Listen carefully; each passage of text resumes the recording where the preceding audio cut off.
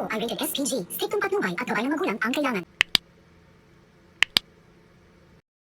Mapapatunayan na nga ni Congressman na ang kanyang anak na tunay ay hindi nga pala itong si Venice, kundi ang nag-iisang si Tata.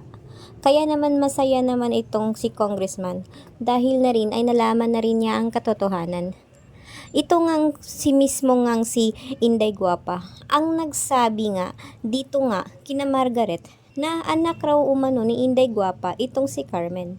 Kaya naman ay mismong si Carmen naman ang nagsabi na ang anak nga ni Carmen ay ito nga si Venice. Kaya naman natutuwa naman sila dahil ngayon nalaman nila na nagsisinungaling lang pala ito nga si Venice.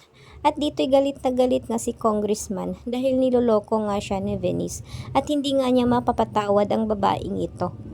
Kaya naman ay agad nga niyang pinapalayas itong si Venice sa kanilang pamamahay at nandidiri umano sila sa kasinungalingan nga ng babaeng ito. Subalit nalungkot naman itong si Venice dahil nga ay nabuking nga sila.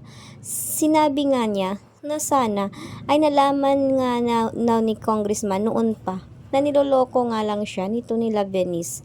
Kaya ngayon nga ay pinangako ng dalaga na gagawin niya ang lahat upang makapaghiganti dito kay Tata at hindi nga niya matatanggap na si Tata ay anak nga ni Congressman. Kaya hindi nga siya mapakalit hanggat hindi niya mabibigyan ng hustisya ang nangyari sa kanila na pagpapahiya.